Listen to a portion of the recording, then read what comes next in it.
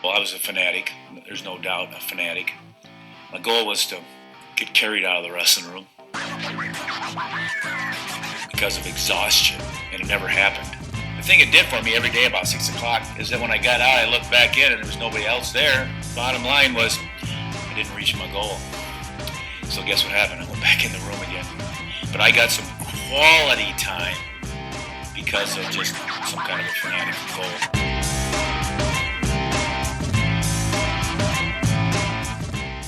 Welcome back to the podcast, folks. This is Ryan Warner with Wrestling Changed My Life.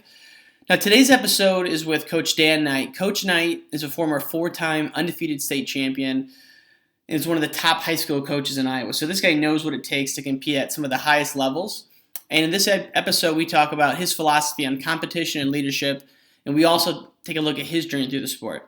So we hope you like it. For past episodes, please go to wrestlingchangemylife.org. And if you enjoy the show, subscribe on iTunes and leave a rating. I'd love to just start off with, how did you get involved with wrestling and what was your childhood like? Well, I got started at a young age. I can remember my dad was kind of part of the youth wrestling club, and I wasn't really old enough to be there, but I can remember him telling me that if I could be there and keep my mouth closed and pay attention, then I could stay. And apparently I did that because I got to stay. And I just, from an early age, I loved it. It was a blast. I think I had the benefit of being the youngest of 4 boys. We also had my sister, so there were 5 kids. But having 3 older brothers, it was a huge advantage. Just having them go through things, prior to me going through them, and just them sharing stuff. I mean, my oldest brother, Mike, was the first thing we're, 13 years apart. So he was almost starting college, by the time I was getting started wrestling, and just bringing back technique and things like that. And it was fun. And my parents my dad was the teacher. My mom was a stay-at-home mom and kind of worked over the noon hour. And I don't know how they afforded it, but they took us everywhere. We wrestled all over the country, and me and my brother Steve mainly got into it. My 2 older brothers really didn't get started until middle school.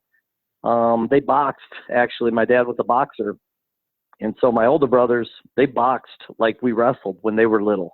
And then once they got into middle school, they started wrestling. But me and my brother Steve, we got started really young, and people talk about, oh, you're going to burn out or this or that. It just never happened. We just couldn't get enough of it, and I think a lot of it was the changing of styles. To me, folk style was a sport, and freestyle and Greco, it was a different sport. It was something totally different, and we'd wrestle 11 months out of the year from age 5 on up, but it was never something that we were drugged to or, hated to, oh, I don't want to do it or anything. And I can always remember my dad saying, hey, if you guys don't want to go, there's plenty of things we can do, But I also know that we trained to go. Like if we didn't train, we weren't going to go just to go. We were going to be prepared to go. We had a wrestling mat in our basement. We had a bunch of little neighborhood kids, not neighborhood kids, but club kids that were a little more serious that always worked out in our basement. I used to have to coax some of my buddies who weren't wrestlers to say, hey, you want to come over and play? And then have them come down in the basement so I could have a partner. And but no, we had a blast. A lot of fond memories of traveling around the country and doing a ton of wrestling. So it was always fun. And like I said, I don't know how my parents afforded it, but they definitely put us number one, and they just took us everywhere. So they knew, I guess, that's what it took to get good, and it worked out to a certain extent. Well, that's something you talk about a lot, is your parents sacrificed a lot, gave you every opportunity, and instilled a lot of good core values in you. So is that something where they were like, hey, we want you to wrestle, it's really up to you, and they just supported you along the way? Because you mentioned you didn't have that burnout, which is pretty surprising for someone who wrestles that much. Yeah, that was like if we were going to go on a family vacation, it was, well, we're going to go to Omaha to the Grand Nationals, and then from there we'll go somewhere else and have a little vacation, or we'll everything, it was, we wrestled all the time. I mean, I can't remember not ever going somewhere every weekend, and it was something that, like I said, I just loved it. I couldn't get enough of it. I don't ever remember a time where I was like, I can't, I don't want to do it this time, or I'm tired, or but back then too, nobody, I don't remember weight classes. You know what I mean? I don't remember, I remember we just went and wrestled.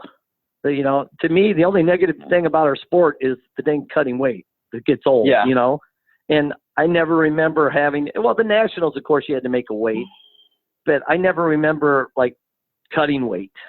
I remember just going and getting up on a Saturday morning and loading up our car with all the Clinton kids. My dad would take us wherever we needed to go to wrestle, so it was neat. My mom was with us. And so, that was kind of the thing we did. That's what you guys did every weekend. Well, and I'm sure that those stories are commonplace across the wrestling community. I know that was the case with my family, but obviously you guys took it to a new level. And we will get back to the weight classes later, because I know you had some pretty epic weight cutting tales when you were at Iowa State. I'd love to hear your kind of philosophy on that now that you're coaching.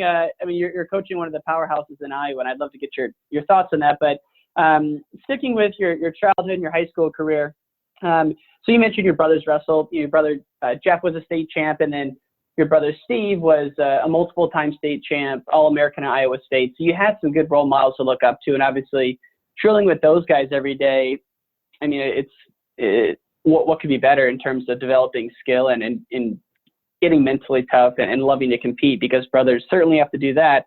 But what about wrestling your brother Steve? Because he was the closest to you. Did you guys wrestle a lot growing up? And yeah, I think we had a mat in our basement. And we used to wrestle a match to 50 every night. And I don't think we finished it, one of them, without me crying and running upstairs, being upset, or Steve cheated, or Steve something, But he was a huge role model for me, because we were 4 years apart. When he left high school, I entered high school. So we were never really together. But, he definitely kind of guided me on this is what it takes, and I can remember in sixth grade making my mind up as that goal of I wanted to be a 4-time champ, and I didn't want to lose any matches, and I wouldn't have had that mindset if I didn't have him to kind of ask me, hey, what are you going to do, and then know what work it took to get there. You know what I mean? And just kind of following in his footsteps a little bit. But state meet, I can remember kids always getting excited about the state and all the people. Well, I'd been there since I was 4 years old. So that was like home to me, and so it was still a little weird wrestling there as a freshman. But I think being there so many times, I was just so comfortable with that surroundings, and, wrestling a ton of matches. I'd wrestled everywhere. I'd wrestled in bigger venues than that. I'd wrestled, just a lot of matches, had a lot of experiences. And so that just gave me, I think, a huge advantage going into high school, And so you're kind of getting to that piece. I mean, obviously the technical skill, you had that in spades, but when you think about the mindset training, or it probably wasn't even called that back then, but that's really a big thing now is, what's your mindset going into it? What mental coaching do you do? And so can you remember, ever being, nervous or being worried about losing because you were undefeated, or kind of talk us through your mental side of your game? I first got exposed to the visualization. I made a USA team when I was like 12 or 13 years old, like schoolboy team. And that was the first time that a coach had really talked about visualizing, and they would close our eyes and we'd go through things and stuff. But I did a lot of that in high school, and relax and think about things. But as far as being nervous, I don't know that I was ever, and I don't want to sound cocky or anything, but I didn't necessarily have that fear of losing. You know what I mean? Like, I don't know. I just had I'd wrestled a ton, you know, and that gave me a huge confidence going in and going out, you know, and of course there's some tough kids that I had to wrestle. And so maybe there was a little fear of losing a few times along the way, but it really wasn't there. You know, I wanted to go out, and it sounds bad, but just to dominate the kid, you know, and to pin or tech or whatever, you know, back then, we didn't even have tech falls until my junior year. So, but I think the wrestling, you know, everywhere and everything, and just having a confidence of that, and that fear, like I said, fear of losing wasn't really there. And I think also if you probably talk to your guys about this, but if you do everything you physically can in preparation, really you've already won, right? And because you're holding yourself to a higher standard, and whatever the match score is, so be it. 9 times out of 10, it works out to be a win if you literally have done everything you can. But I mean, you talk about you wrestling 6 hours a day and just absolutely loving it. There's probably very few people who are putting the time in and took it as seriously as you did, even in the country at that age. Yeah, and that's one thing I always remember is, you know, my brothers or my dad saying, you know, how much time we put in compared to that. You know, you've worked harder and all that. And I can remember, in fact, I just talked to Coach Les Anderson's son a little while ago, and I told him, I said, you know, the one thing I always say to my kids still today is the thing that Les Anderson always said to us at Iowa State. It says, everybody wants to win. You know, everybody goes on the mat and everybody wants to win. Nobody wants to lose. But he said it's not the wanting to win, it's the hating to lose. He says you have to hate to lose more than that other guy, because everybody wants to win. There's nobody that goes out there that doesn't want to win. He said, but it's that mindset of hating to lose. You got to hate to lose so much, and that's got to be that thing that drives you. And he says, you know, with that hating to lose, the more time that you put in, the more hating to lose that's going to develop. And that's really always stuck with me. And that's a point that I always bring up to our kids, you know, because we worked pretty darn tough in that high school room. And I said, you know, this is why we do this, is because we're going to work so hard, and you're going to develop such a hatred of losing because you know that you've put in so much time. And when you step on that mat, you know that you've worked harder than this kid. And so that's got to develop that hating to lose mentality just so much more. And so that's one thing that a big mentor, Les Anderson, you know, left with me, that something that I remind our kids daily. They probably get tired of me saying it. You know? Well, it's so true though. And a lot of folks we've had on the podcast say that, but I think it's definitely true once you've experienced it, right? Once you truly go into a match expecting a win and you have your heart ripped out, things don't work out for you. That's where you first really understand that pain of losing. So, you know, looking back at your career, you didn't have many losses ever in high school. I mean, you never lost in that high school season. But, you know, what were some of those more memorable moments where you had a setback or an obstacle that really inflicted some pain on you emotionally and you rebounded from in your wrestling career? I can remember wrestling at the Nationals, and back then there wasn't cadet, so it was just everybody. So as a freshman, you wrestled against seniors, and I won the Greco as a freshman, but I didn't win the freestyle. I got like fifth, you know, so I took some losses, you know, and so a lot of that kind of helped me a little bit, you know, I think, because I did get beat. I got beat in the summertime. I'd lose to this guy or that guy, you know, and that kind of took a little pressure off, you know, from the season. You know, I can remember my sophomore year, the kid that I beat in the national finals, well, he beat me in the national finals as sophomore, you know, and really, it just, like I said, I think that took some pressure off, because you would wrestle, you know, I made a world team when I was a freshman, you know, and went to the world championships and stuff. Well, shoot, I didn't win it, you know, and you took losses there. So everybody's like, oh, you went undefeated. And I was like, well, yeah, but shoot, I have a handful of losses in my high school that, you know, people maybe don't know about or don't remember. But that also makes you a lot better. I always say Sure. the loser learns a lot more. If you're winning, you think you got everything taken care of, but you have a few setbacks that get you back in that room and trying to figure some things out of how to get better. So I definitely had setbacks. Yeah. No, and I'd love to get into some stories of maybe who some of those matches were at what now is called Fargo. It wasn't in Fargo at the time. I think it was in Iowa City.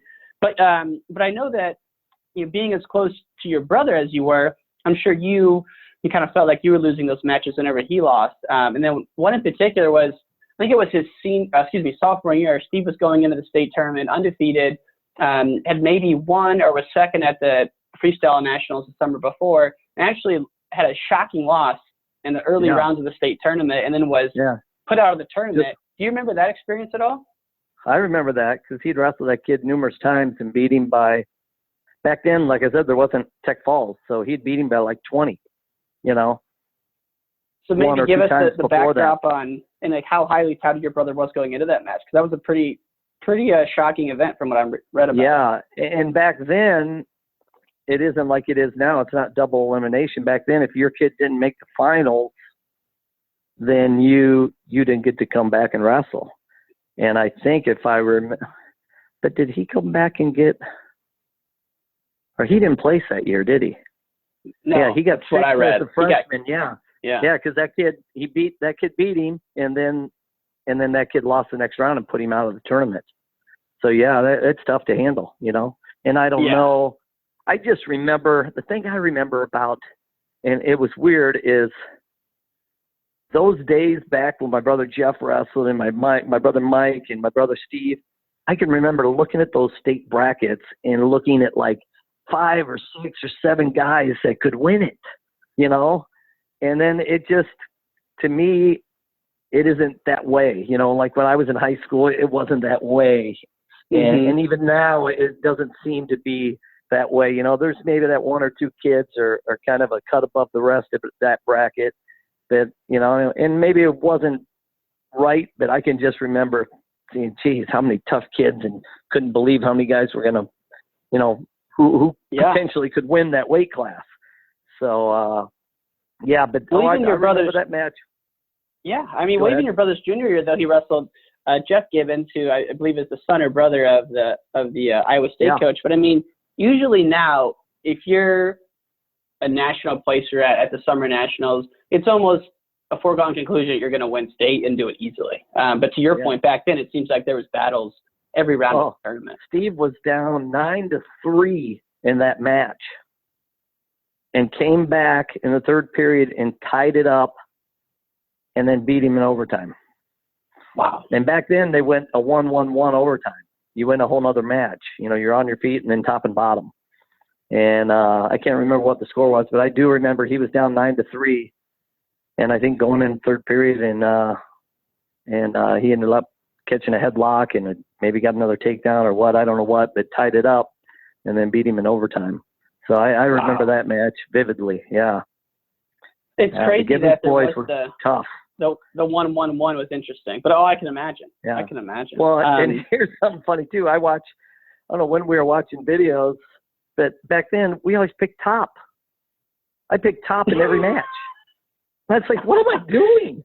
And I looked at all my matches. I picked top in every match, and then that guy picked top. And I'm just like, why did we pick top back then? Yeah, but he picked top, I picked top. So it ended up being the same way, but it's like, I was definitely not a top wrestler. I wasn't good on my top. I had no reason to pick top, but that's what we did. We always picked top. Wow. I thought that is so funny. That is, and it's changed a lot, I'm sure. Even doing the overtime where you had to wrestle the full match 1-1-1, because you're right. I was looking at the score of that match of your brothers, and it had the regulation score, then the overtime score. I'm thinking, what the heck is that? But that makes a lot of sense. Yeah. So then, even as good as your brothers were, by the time you got to high school, you were the only one in the house. Your brothers had gone to college, and you really started to come into your own. Your senior year, you were the A6 Wrestler of the Year. I think that year you and Terry Brands, or maybe your junior year, were on the A6 All-American team. So really a national phenom. But going into your senior year, you had a little bit of a knee injury.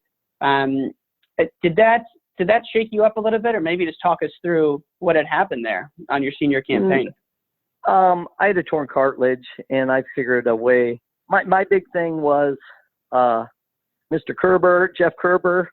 He had 125 or 124 wins, something like that, and I couldn't miss a match. And I never missed a high school match in all 4 years, but I knew I couldn't miss a match because I wouldn't catch him. You know what I mean?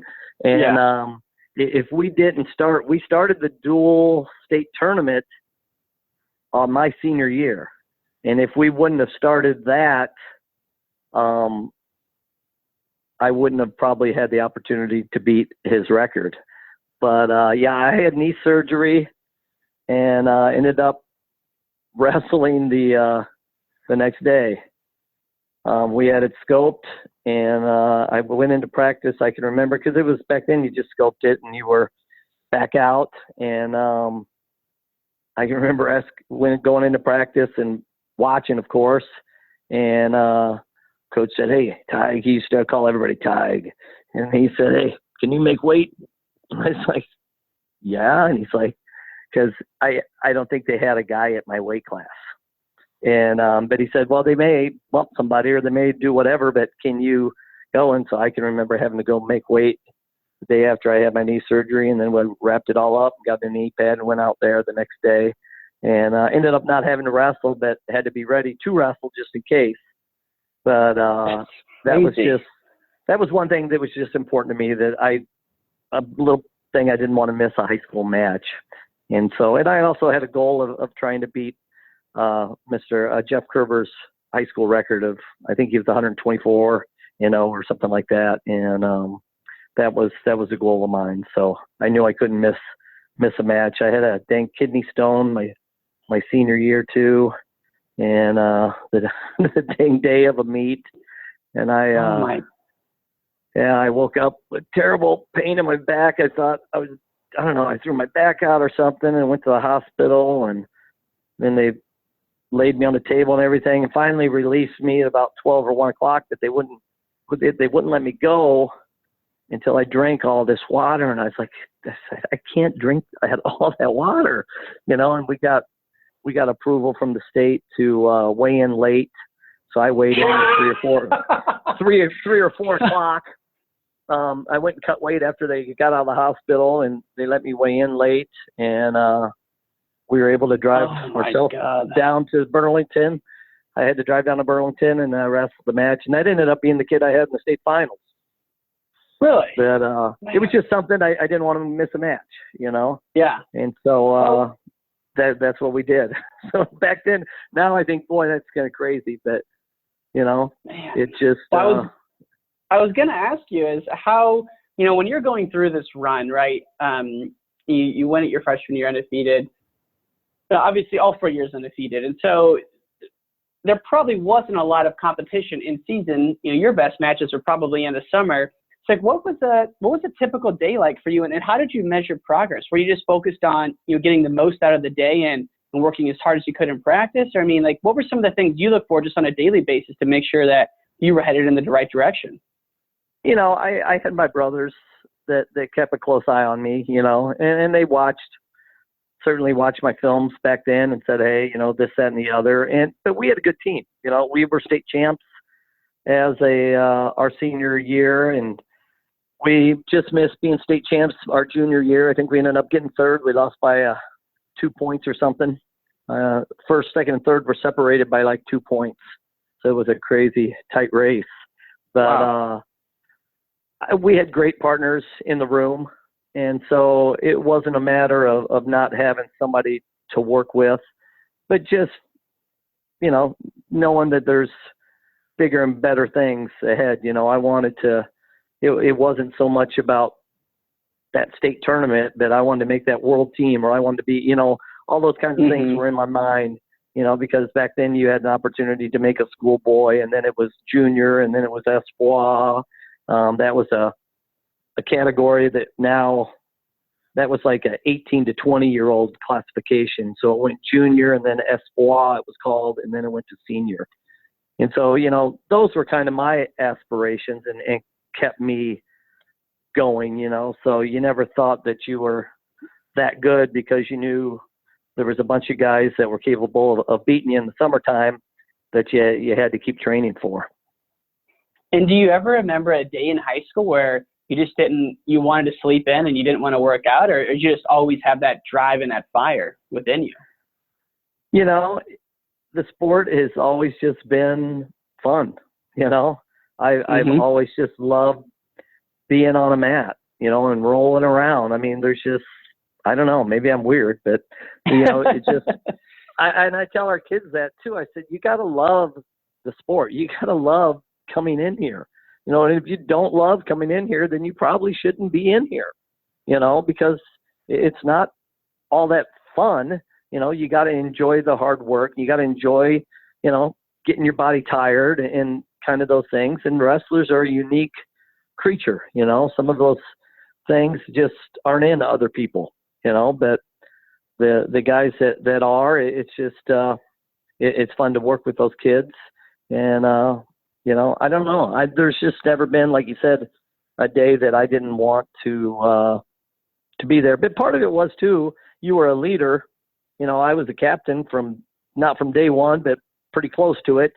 And so I wasn't, that was an expectation. If you're a captain, then you don't show that, you right. Do everything right, and so that wasn't one of those opportunities that probably made me work that much harder, and we had a tough old coach, Coach Luters, he was as tough as they came and very, very sound in his basics, but conditioning wise and mental toughness wise, he prepared us, and, he could take a kid that nobody knew about and he could get him to the state meet, just from good old basic stuff and just hard work and mentally tough, hard-nosed kid, No nonsense, we had a lot huh? No nonsense kind of guy, huh?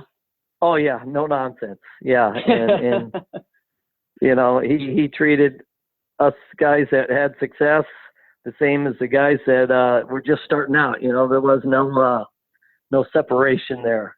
He would put anybody in his place at any time.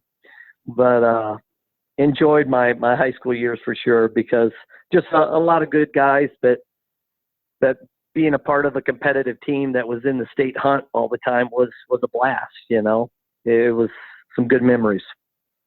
No, it is so much more fun when there's the team aspect. And one thing coming into this conversation, I knew a lot about your background, but I honestly didn't know that you were exposed to visualization at a young age. And I'd love just to spend a minute there before we go on to some of your coaching philosophy. But what did you visualize, and how often would you do this? I'm really curious about this. I can remember our coach. We were supposed to go to Iran or Iraq for the World Championships for the schoolboy freestyle, it was freestyle team. And we didn't get to go because they wouldn't send us because of Iraq-Iran situation. And so we got to go spend 3 weeks at the Olympic Training Center. And so we basically trained, and it was a blast. I mean, you had all the best kids in the country. And we worked out all the time. And I can remember that was what was kind of neat. Lawrence Jackson was the guy's name, from California. And he beat the living tar out of us every single day. Just Corey Bays was tougher than nails too. He was a 118-pounder for Okie State for back in the day. He was tougher than nails. So I didn't wrestle him as much. But I can remember Lawrence just beating everybody up. And just a side story is, I'm 12 or 13 years old. Then I don't see Lawrence for 3 or 4 or 5 years. And guess who I have in the national finals as a freshman at the Grecos? Lawrence Jackson. And so, and that was a big thing. And I ended up beating him. And I beat him my freshman year. And that was a huge, huge thing, just mentally, because he just beat the tar out of everybody when we were 12 or 13.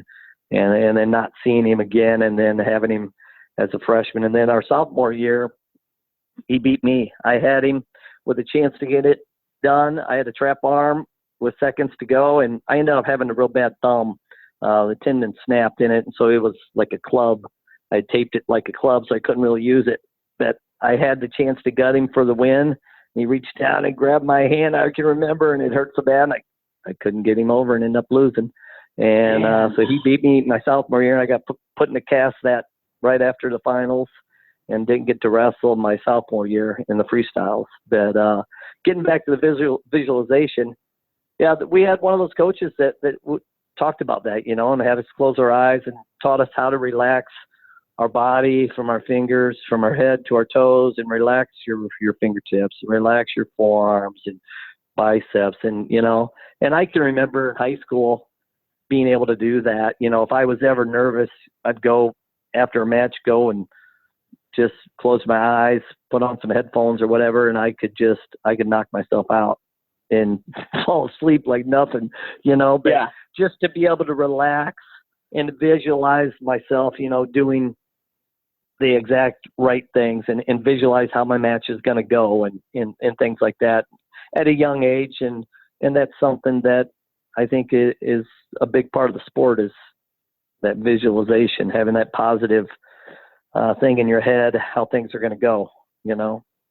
It's huge. And we had Jake Herbert on a while ago, and he talks about it. I think if anyone who had success in any venture in life, wrestling or not, I'd be willing to bet that they visualize or meditated to some extent, even if they don't call it that. It's a super powerful thing. And, you know, is that something you work with? Positive self-talk, you know, just that positive thing just entering in your head, you know, because a lot of these kids go out there and think the worst is going to happen, you know, and just getting them to turn and to see themselves winning and winning and winning and winning and see themselves doing it just right. But then I go back to them, I said, but a lot of that comes into you doing that thing enough times in that practice room so that you can visualize yourself doing that.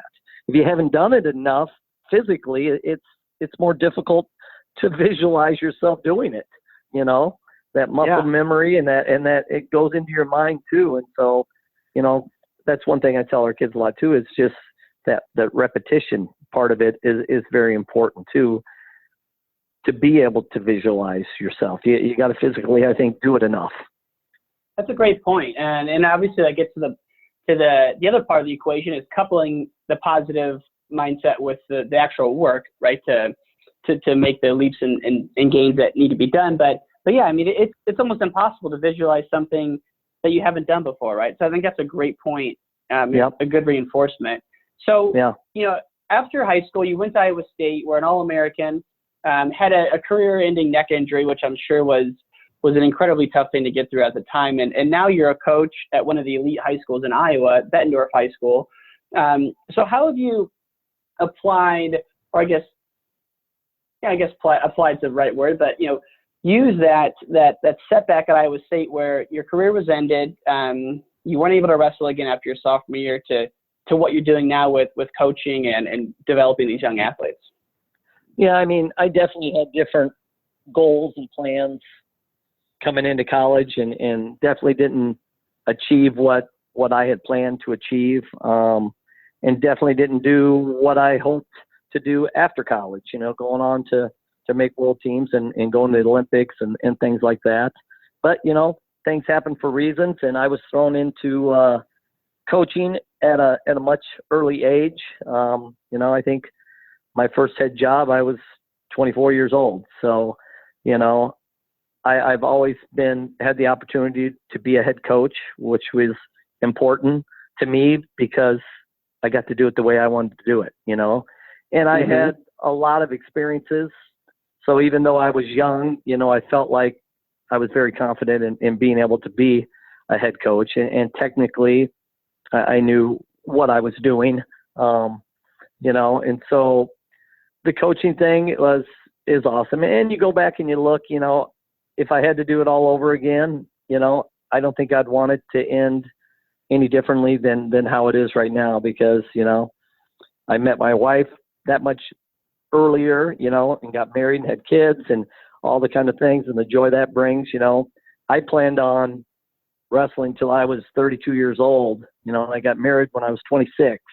If I would have kept training, I don't know, who knows what path, so like I said, I'm a firm believer of how things happen for reasons. And, the coaching has been awesome. I'm a teacher because I guess I could say the coaching is what got me into teaching. I really enjoy working with the kids and being a part of their lives, and seeing that progress from a kid coming in as a freshman and leaving as a senior, and the progress on the mat, but also the progress of just being, a young man and having some good values, hopefully instilled in him through our sport, and having them at least know what hard work is all about, and experiencing the good things, and also, like you said, some of the setbacks and finding their way through those things. And I don't think there's a better sport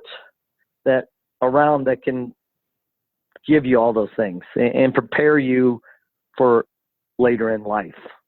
And I think it's definitely been a blessing for me to be able to be at this program where I'm at right here. You get a chance to work with some great kids. I always say the kids that I have coming in as freshmen are head and shoulders above some of the other programs, just because we have a great little kids club. I got 150 kids that starts tonight.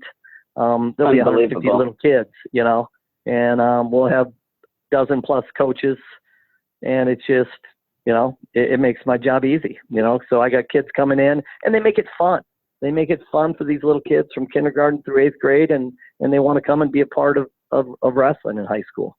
And so it's been a fun thing. This is definitely my last stop. So I have a little 5th grade son that does a heck of a lot of wrestling, and they got a great group of kids, probably from 4th, 5th, 6th, 7th grade, and it's going to be fun to have the opportunity to coach them here in about 6-7 years. Actually, no, that would be through about 3-4 years. I was gonna say that's gotta be pretty special.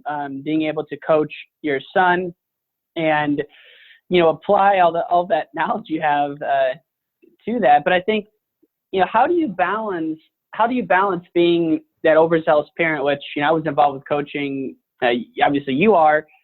And how do you balance that? Because that's probably the worst thing about wrestling is that of all sports, it seems to bring out the crazies in the parents. Say the better the kid, the crazier the parents. If you got a really good kid, the mom or the dad they're crazy, Out of their mind. To a certain extent, they almost have to be a little bit, And I always say, geez, I hope I don't turn into that guy or that girl that's just like crazy. But I give credit to my son. He does a great job right now of separating dad and coach. And he understands, when I'm the coach and when I got to get on him a little bit and work on him with things.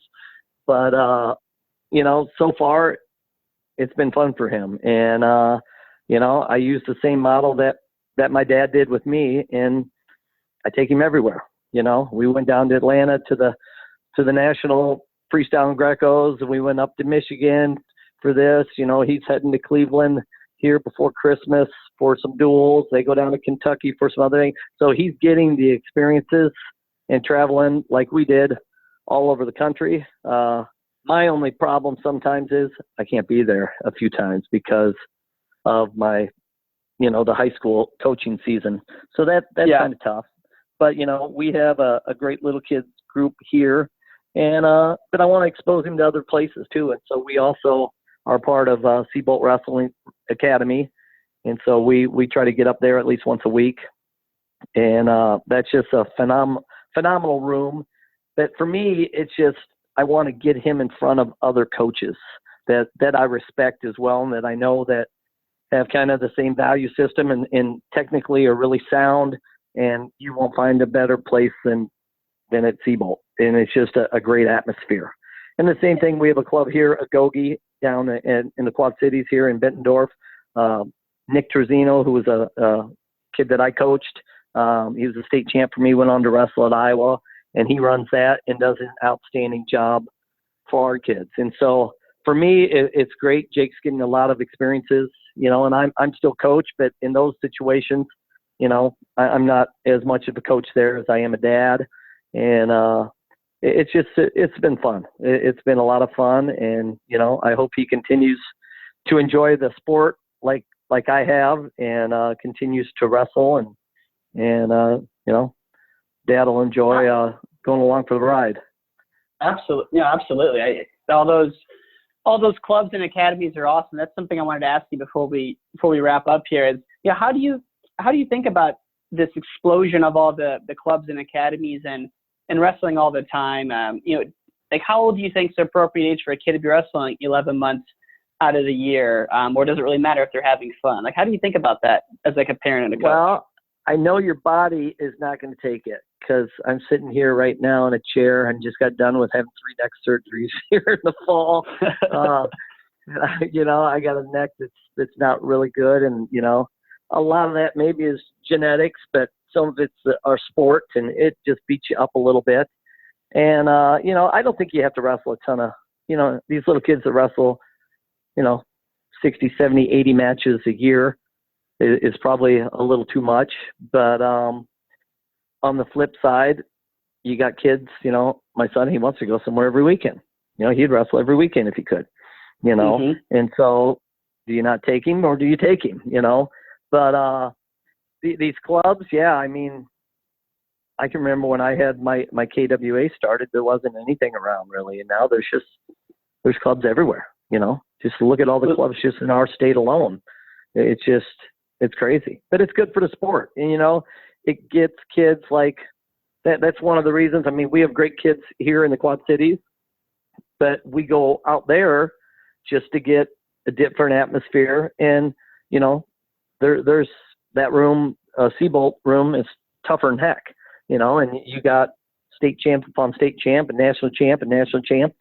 And a lot of that, they knock heads. They're going to get better. You find those tougher kids, and I don't have to tell him, hey, you got to do this, or if you wrestle a good kid, he's going to, if you don't sprawl and do this, this, and this, somebody's going to take you down. Well, if he stays around locally, he can do whatever he wants to do. Well, he gets up in that room, guess what? He gets taken down, and so Dad doesn't have to necessarily say it anymore. He can firsthand experience it, Well, up here in Chicago, it's like a business up here in Chicago. I know you've been up here a lot, but I mean, these clubs up here are unbelievable. And yet, to your point, I mean, it just raises the level of competition for everyone. And I think that trickles down to those cadet and the cadet and junior world teams. I mean, the U.S. is, a force to be reckoned with on the senior level, but on the cadet and junior level, just as much. And so I think it's just a great time for wrestling right now. You got flow wrestling, which is awesome.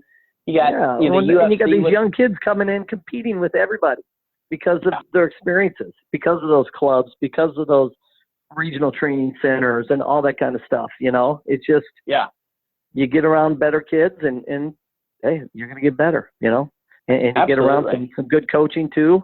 And it's kind of exciting. And as long as you can find that balance, and, figure out when a kid needs a little break here and there. But, like I said, when I was little, we couldn't get enough of it. And, right now I got a son that is kind of that same way. And so, we do a lot of wrestling, but my goal is to put him in front of as many different people as I can, so that he can learn from as many different people, not just Dad, Right. And then dad tells him a few things, but if you tell him, you could tell him the exact same thing, and boy, it may hit home with him, so. Have you got him involved with the Askren Club at all? Askren Wrestling Academy, AWA? No, we've wrestled a lot of those Askren kids, but Ben has a great club up there, and great club. We actually, like I said, we see Ben. Actually, a little fun fact: he is from Bettendorf, and nobody knows that. Really? He grew up. Yeah, their family grew up in Bettendorf, Iowa, and no kidding. Yeah, his dad is still. I saw his dad a few years ago. Came and watched our little middle school matches, and he introduced himself to me. And I said, yeah. And I never met him before, but I knew Ben and talking with Ben because I was trying to get him down to do a camp for us. He said, yeah, that's where he grew up. And I said, oh, you're kidding me. And then they moved away when he was young.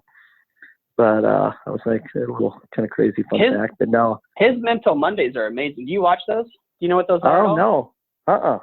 Every Monday, so he's huge into sports psychology. Every Monday he'll record himself anywhere from 3 to 10 minutes on just some aspect of the mental game of wrestling. And it started with him just doing them on Facebook. And they got so big, about 10,000 views every Monday, that now he's like the official media guy for Rudis. And so they're on the Rudis Wrestling website. And so they'll range, I'll send you them. You would love them. But and now you got some time in your hands.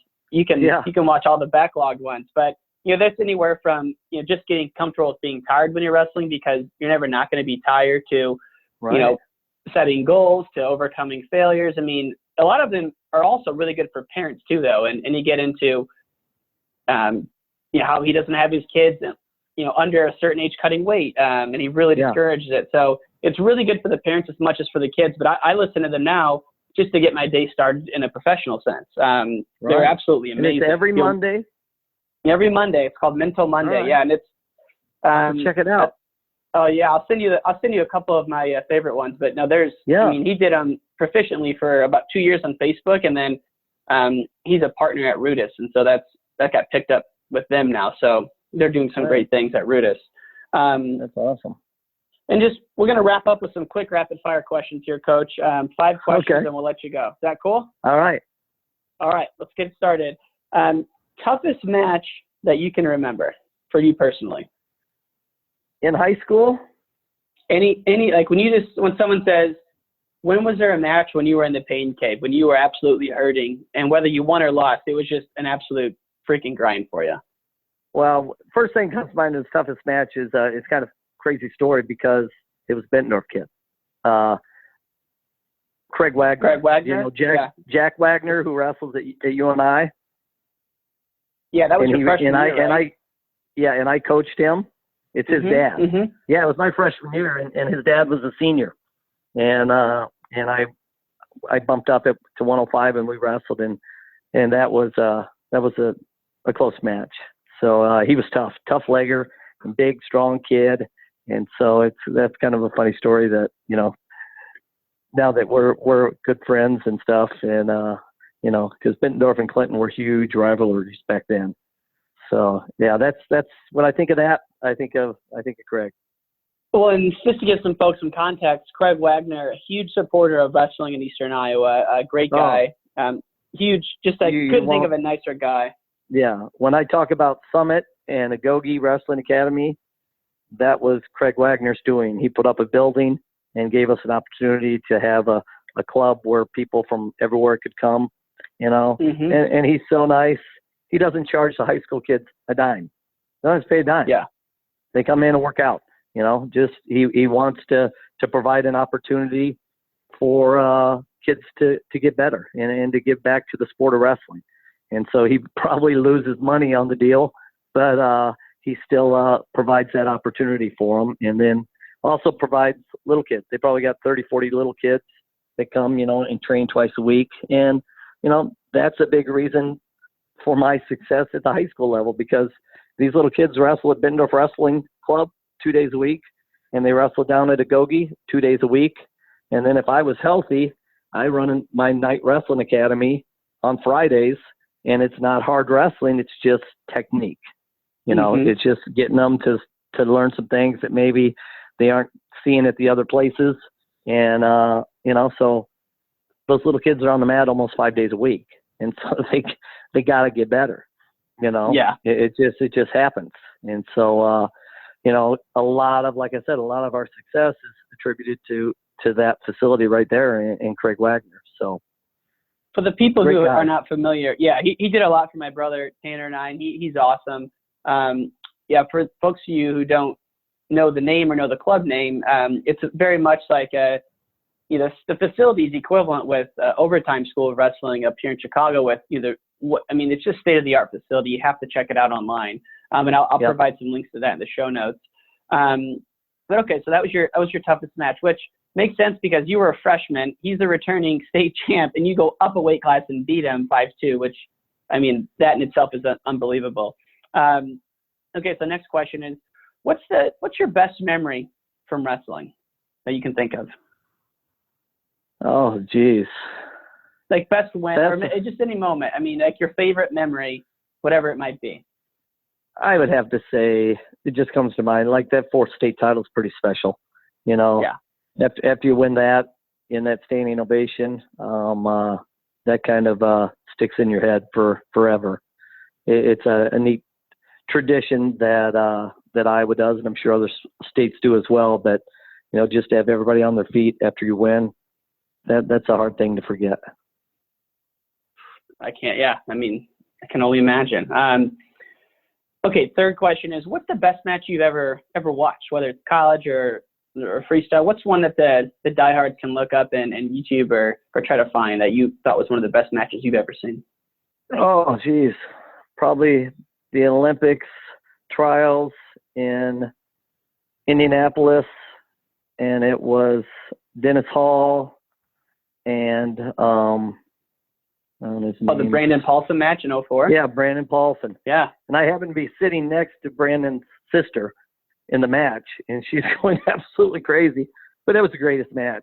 You know, those guys just went best friends, you know, and just went at it for the chance to be on that Olympic team. And I become friends with Dennis too over the years. Just an outstanding guy, and he just accepted the Greco position at the RTC at Ohio State.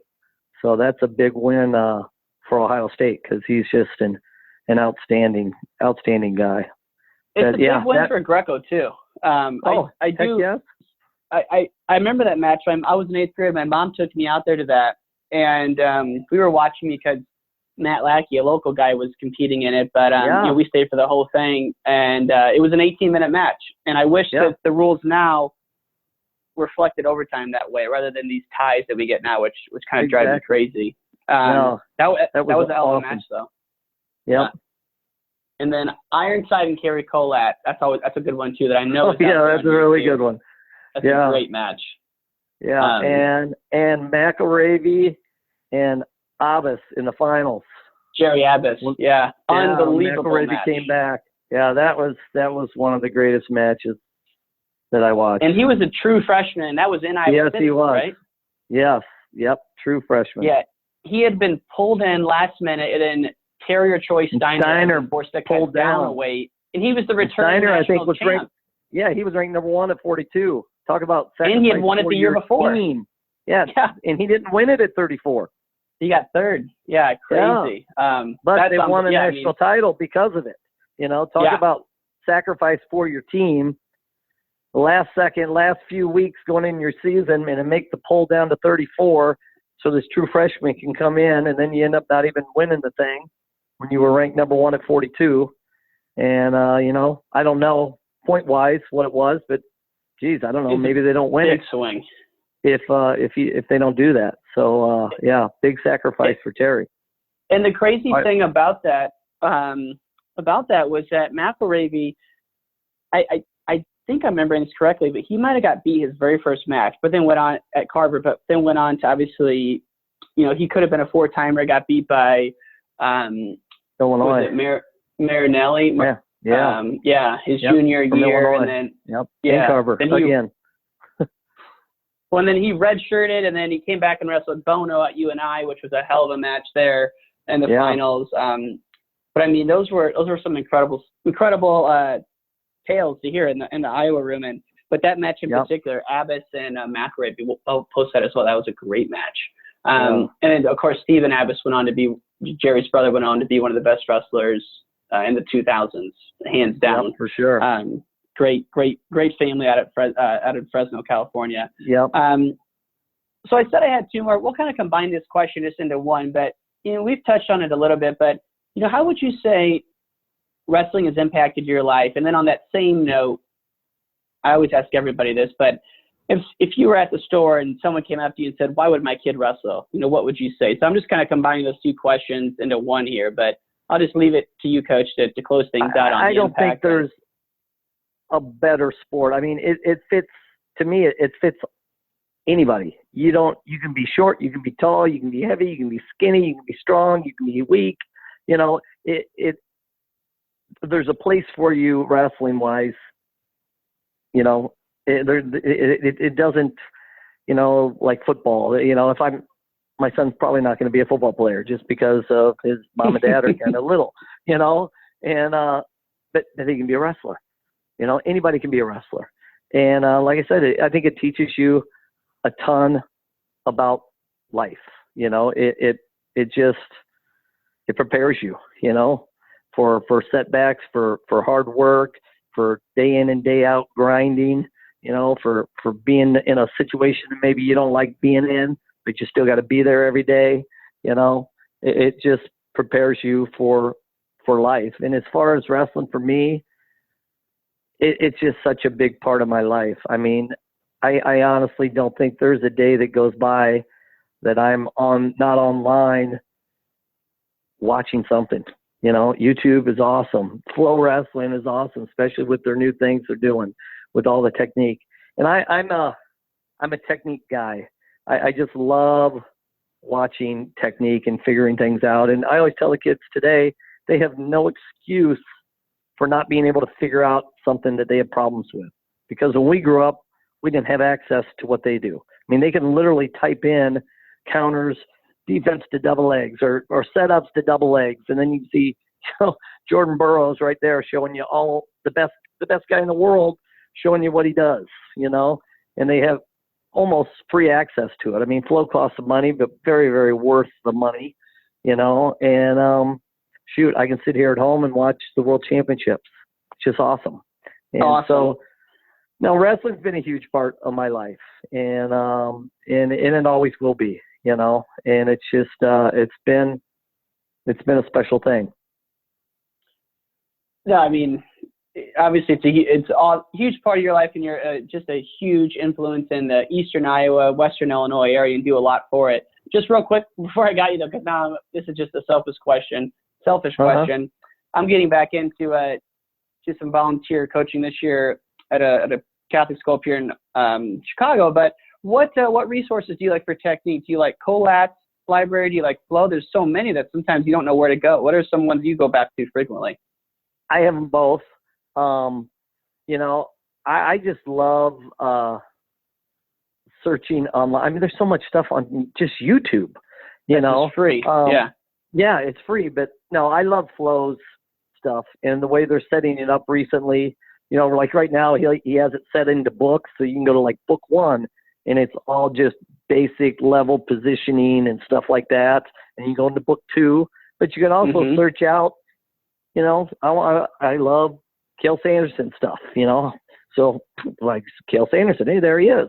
I mean, it's amazing, how you can just have at your fingertips access to all that kind of stuff. But yeah, and I just love watching, watching the World Championships and watching some of these guys and what they do.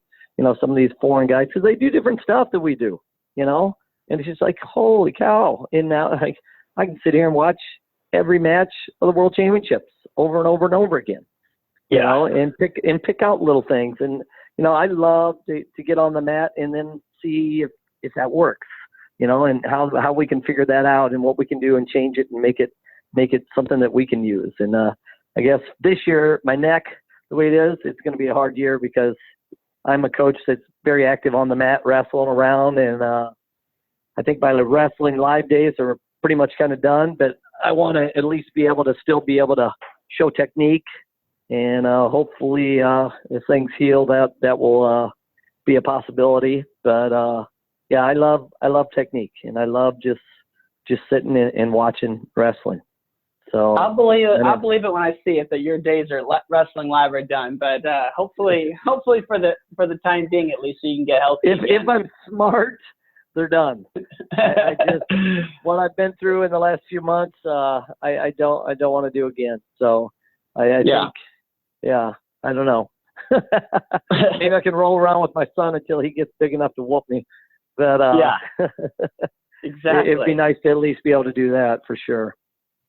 Well, Coach, I really appreciate your time. We've gone way over time here, but I know you and I could talk wrestling like this for hours. So I just want to thank you for coming on, and best of luck to you with your recovery, and best of luck to you and your son this season.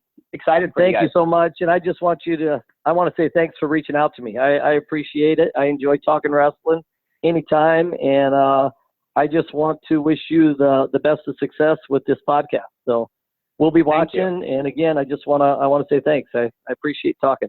That was fun. Anytime, Coach Knight. And we'll cut the interview right there when I edit it. But yeah, no, this was awesome. I really appreciate thanks. Appreciate I you hope coming on. Everything was the way you wanted it to go. So exactly. And one thing I always ask is, you